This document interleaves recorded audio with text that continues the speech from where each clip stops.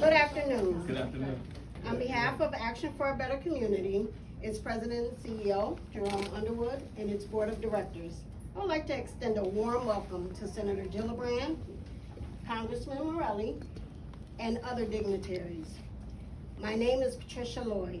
I serve as the Chief Operating Officer at Action for a Better Community. The Head Start program, which ABC has operated for 60 years, is very near and dear to my heart. I know it changes lives and allows children and their families a chance to follow their dreams. 28 years ago, I came to ABC, a single mom who needed a refrigerator for her home. I got much more than that refrigerator. I found a place where children, parents, teachers, and staff supported and encouraged each other with smiles, hugs, and laughter. I saw classrooms where children's eyes sparkled with hope and confidence. Well, I got my refrigerator and I never left. Why? Because ABC's many programs, like Head Start, are deeply rooted in the promise of community action. The promise of changing people's lives, improving communities, and making America a better place to live. They care about the entire community, and they are dedicated to helping people help themselves and each other. That is ABC's promise. These Head Start classrooms are the way our whole community should be. If a child hasn't seen a dentist, we bring a dentist to them. If a mom is looking for a home, we help her find one. If a dad is looking for a job opportunity, we help him find one too. If there is a need for a GED, we have training programs for that too. This is the way the entire community should be, supporting children by supporting their whole family. I know that Senator Gillibrand understands the importance of supporting families. She has fought hard for over a decade to bring paid family leave to families across the country. Our families need to know that they are supported. They need to know that their dreams can be accessed no matter what they have on their table. Our children need to know that adults, both their caregivers and others in their lives, will provide them with a safe and strong foundation to grow and learn. Senator, thank you for being here today, and thank you for all you do to fight for families in this community. Thank you. Okay.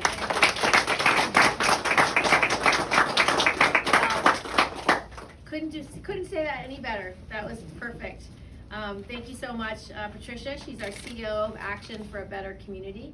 I appreciate all you do for so many families and so many young people. It makes a huge difference. I want to recognize some of our allies and advocates standing with me. Congressman Morelli is here. We work together in both chambers to make sure that we put our community first. Thank you, Congressman, for being here and for being such a staunch advocate. I want to recognize Devon Meeks from our Assembly, as well as Sarah Clark, Assembly member. Together, they have been really relentless in fighting for our families here in Rochester. And I want to thank all the parents that are standing here today. We'll hear from a couple of them for sure. But at the end of the day, we are here lifting up their voices on behalf of their children so that their children have what they need to thrive. Head Start plays a meaningful role in the lives of so many children and the lives of so many families. Because of organizations like this one, hundreds of Rochester children can follow their dreams, and working parents can keep providing for their families, knowing that their little ones are cared for, safe, and learning. But today, the work that you do here every day is under attack. Our children are under attack. Since taking office, President Trump has spread uncertainty, chaos, and fear among so many families, particularly in the Head Start community and in the education community writ large. First, he temporarily froze all federal grant funding, leaving programs across the country reeling. Even though the freeze was reversed, some Head Start centers still couldn't get access to their resources for weeks because various portals were frozen. In fact, about $1 billion has yet to be distributed to Head Starts around the country that was promised and allocated. Several preschools have already been forced to shut down. Next, President Trump fired staff from the Office of Head Start, the very people that are responsible for making sure these programs are up and running, serving our kids. Then he closed 5 regional offices that oversee Head Start's programs in 23 states, including one that is here. Now, the recent budget that's just been released has no mention of Head Start, which leads us to believe that the funding will be cut entirely. This is a deliberate attack on families and children across our state, across our country, and we have to fight back. Head Start is not just a lifeline, it is a promise of a better and healthier and more successful future for our kids, our community, and our country. Head Start helps improve students' educational attainment, allowing them to achieve better health, higher wages, and greater outcomes in life. Here in New York, it employs 14,000 people across 721 Head Starts, and nearly 50,000 children and families rely on Head Start. One mom here in Rochester told me that children the children that she loves are currently benefiting from Head Start, and she knows many others who have benefited from the past and helped them on their path to success. And I have no doubt that it'll allow them to contribute to their community, society, and our economy in the years ahead. If these programs are gutted, it's not just individual dreams that are suffer, it's local communities and our economy overall. Studies show that insufficient access to childcare makes communities less productive, costing our state and our economy an estimated of $9.8 billion a year. On the flip side, early childhood education programs can generate roughly $7 for every dollar invested, and they can even help grow property values in the communities that surround them. The truth is that when we invest in our children, we put money in all of our pockets. When we tear those investments away, we all will pay the price. That's why I've sent letters to the Trump administration demanding answers and calling for all the cuts to Head Start to be reversed. Now is not the time to abandon working parents, especially when the White House allegedly wants people to have more kids.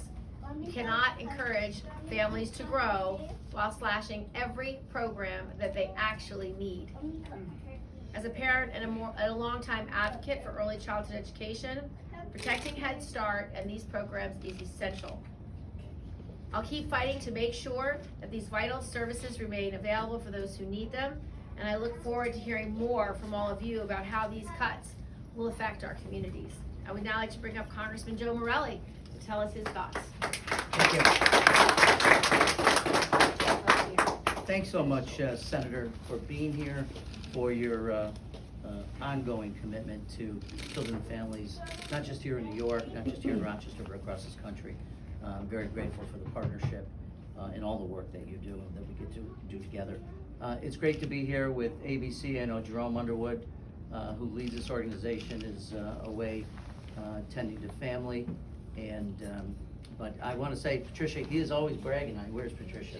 Right Over here. He's always bragging on you. He tells the story all the time. Aaron Wicks, also from ABC, who does such a great job. But he was just telling me the story the other day that she came in needing a small thing, a refrigerator, and ended up never leaving and staying. But he holds us out as this is how community works together. People may have a need in one moment, but look at the enormous contributions you're making and so many families who have come through the doors of ABC now for decades and decades and decades. This is an extraordinary program. I want to thank Demond and Sarah, my partners in the state government, for all the work they do. School board member Jacqueline Griffin is here. Appreciate her, and certainly the parents who are here to tell the story of how ABC and how Head Start impacts their lives, their children, their families. You know, and I would certainly echo everything Senator Gillibrand has said. We're here today because of the Trump administration's proposal, or what we expect is their proposal. It's a little hard to tell. We don't get a whole lot of information in Congress these days about what the administration is up to.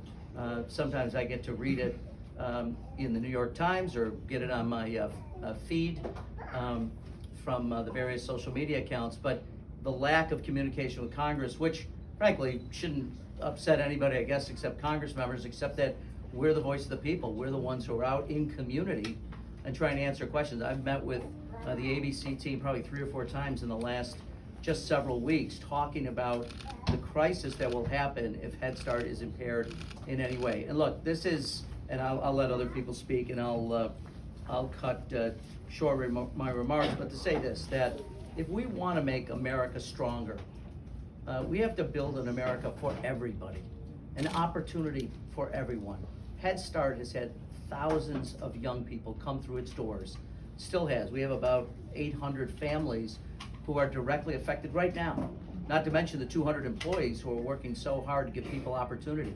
But that's really, truly what makes America great. It's our communities. It's the not-for-profit organizations that work so hard to give people opportunity. I can't imagine what will happen in Rochester, across this state, or across this country if Head Start goes away. So it's time for Republicans who keep talking about how they want to commit to a better America, how they want to elevate people, how they believe in merit and meritocracy.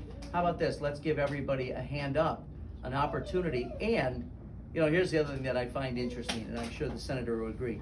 We're talking all the time about global competition, how we're going to have to compete, you know, for science and technology and to be among the best in the world at what we do. Things like quantum communications and quantum computing and artificial intelligence and all the things that we have to do that continue the great way of life that Americans have enjoyed for 250 years. You can't do it without people who are smart.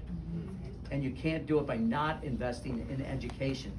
It seems like an obvious thing, right? If you're gonna start, you're gonna start by investing in the young people. You're gonna give them every opportunity. You're gonna give them a quality education. You're gonna make sure that their families have all the tools they need to help them be successful. That seems obvious to us here anyway. And for some reason, President Trump doesn't understand it, but we're gonna fight every single day. We're gonna fight any way we can, whether it's in the courts. We're certainly gonna fight in the legislature, and to have a great partner like Senator Gillibrand in the fight with us to continue to fight for Rochester, for ABC, for Head Start, because we're not fighting for those organizations. We're fighting for the families in Rochester who rely on and depend on Head Start, depend on this organization. So thank you for the invitation. Thank you for being here today. Thank you everybody. I'd now like to bring up our Assembly members, Damon Meeks and then Sarah Clark. Sarah, you want to go? Go ahead. Okay, point. This is, Damon is truly always a gentleman. It is wonderful. Thank you. Assemblywoman Sarah Clark, District 136, just down the street. It's about where it starts. Border a lot of Assemblyman Meeks' district. I'm here and I just want to cover 2 quick points. One is, you know, we continue to understand better and better how the critical ages before a child walks through kindergarten doors are for them, for their development, for their education, and for their future success. It is the reason Head Start was created, was to really make sure that not only were we caring for children before they got to kindergarten, but we were getting them ready for kindergarten, that we were giving them those precursor things that they need so that they can be ready to learn day one when they walk through a kindergarten classroom. And the amount that they need to learn and their brains being so ready to absorb at these young ages are so important. And it is why Head Start has become so successful at creating these kids that are more, end up being in school and end up being able to thrive there. But we've heard already, it's more than just what they get here. As the sister-in-law of someone who was a Head Start teacher for many years, it doesn't stop when the lights go off and the door closes. This is about not just the child here, but the whole family, what the whole family needs to ensure that we are getting the care that they need, getting the understanding to help with whatever may be, whether it's a refrigerator or more, because this is about whole families, and whole families make kids more ready for school, and we can do more. But the second piece I really want to drill in, we still don't have a state budget. We are on our 10th extender. Childcare put a huge wrench in our budget this year. New York City is already $1 billion short of just funding their current eligibility list. We know 10 states in upstate have already shut down their waiting lists for childcare assistance, and we know more are going to start shutting over the next few months. These are parents who are eligible under our criteria to get childcare subsidies, and they are not going to be able to access that. You close Head Start, and we are going to have a major crisis, and people are going to be leaving the workforce in droves. We do not have the time, nor the money, nor any, this is the federal government's decision to choose to invest in kids or not. And if they choose not to, I don't even know what's gonna happen both to our children and to our parents who are working. But this is a crisis that we can avoid if President Trump finally sticks to his guns and says, we do need to invest in children, we do need to invest in education. So I just wanna say, I hate to be the bearer of doom, but it really will be if Head Start closes, and we all need to be fighting like that. So thank you, Senator Gillibrand. Thank you, All right, so we have a number of employees for ABC that's present. I ask that everyone join me in giving them a round of applause for their service to this community. And I just want to know who's the longest standing member at ABC. I know it's been 60 years. So you, what, 5 years now? 5 years? No, 33. Wow. 38. Awesome. So put them combined, it's over 60, right? So I'm Assemblyman Damon Meeks. Welcome to the 137th Assembly District. That was just a little hospitality. So the attacks we're seeing on Head Start aren't just bureaucratic decisions. They are deeply harmful actions that threaten the well-being and future of countless children and families in our communities. These programs are more than just early education initiatives. They are foundational supports that help close the opportunity gap, ensure school readiness, and allow working families to build better lives for their families and their children. The recent federal actions, including payment delays, staff terminations, and the closure of the Region 2 Head Start office, are unacceptable. We must prioritize the educational needs of our children. I fully support Senator Gillibrand and Congressman Morelli's efforts to push back against these dangerous moves and to demand accountability from the Trump administration and Republican members of Congress and the Senate. This isn't about red or blue, Republican or Democrat. This is about right and wrong. As a representative of the 137th Assembly District and as a resident of the city of Rochester, where so many families rely on Head Start, I am committed to doing everything in my power to protect these important essential services, including a progressive tax on the ultra-rich.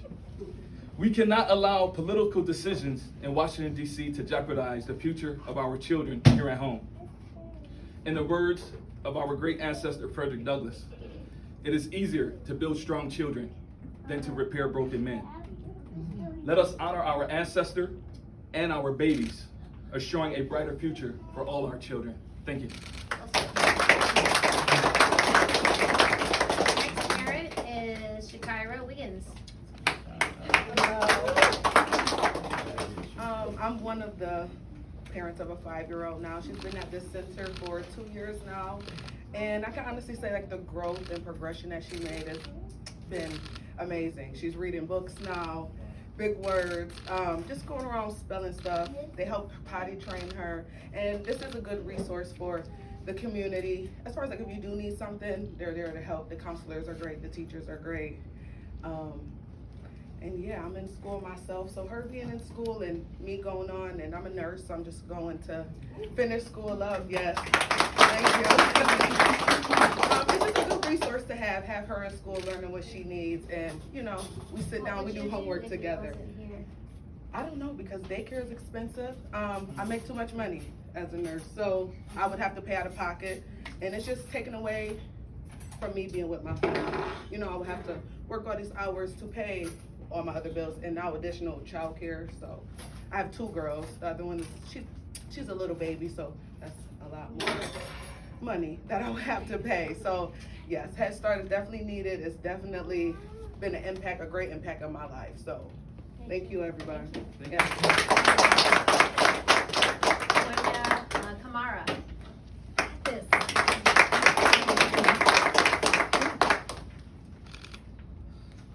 Hello, I'm a mom of Zion. He started last year. He's 1 year old, and when I started, I had no support. I'm a single mom, so I'm a single mom. I had no support. So ABC Head Start have been a supportive family for me and my son.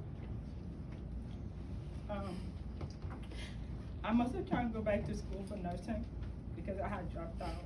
So my son being here have been very supportive to me. They encouraged me to go back to school so I could be able to finish and have a stable home for me and my son. And have with their support, they have a lot of resources they have provided for me and my son. They make me feel welcome. They make me feel like I'm part of a family. And if it take ABC Head Start, I don't know what I would do because I don't have much support.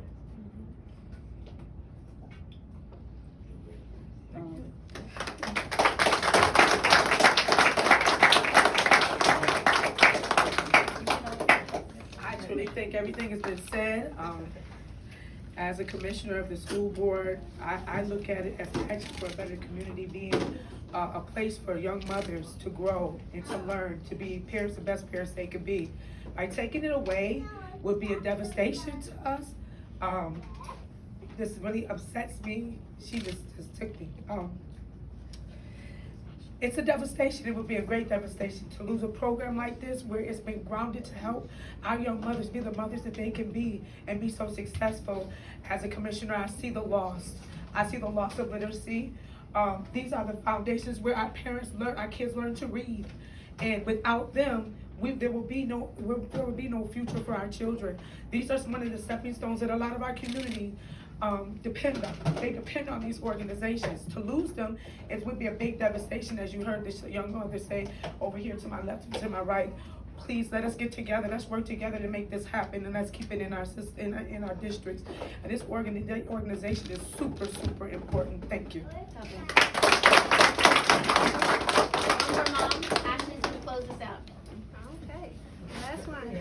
I am Ashley Mahody. I have 3 kids in the Head Start, early Head Start and Head Start program.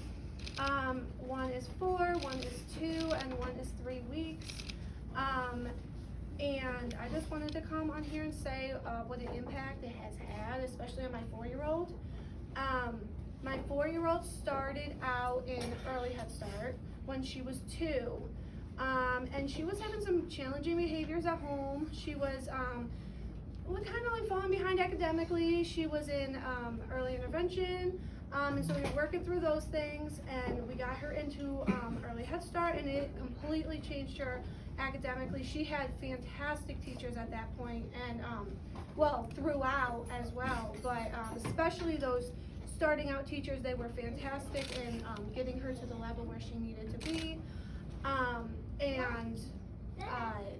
Just the growth I saw in her that first year and just moving up, it was exactly what she needed. It was a very big difference with her being at home versus her being at school. She thrived on that structure and on just the academics that they were teaching her. She would come home and show me all the things, and now I have a 2-year-old in, actually in the home-based program. And that's a fantastic program as well. My daughter is excelling in that. She loves it. The academics they teach her, not only in the centers, but when they come out to your house, that is fantastic. I know a lot of parents that can't drop their kids off to the centers, so having somebody being able to come into their home where they're the most comfortable and still have the opportunity for education is big. And then I also got another service through Head Start during my pregnancy. It was my 3rd pregnancy, so I didn't necessarily need it too much, but it provided so much information about pregnancy, about delivery, about just what to expect, resources that I could have after birth. And if I had gotten that my first time around with, my first daughter was already born before I got in this program, but I would have loved that for my firstborn because it was so much good information. And so I guess my whole point is that my kids have thrived, and it would be absolutely devastating if this program went away. It's helped me and my family and my kids, and just I don't know what I would do if we didn't have a program like this. Thank you.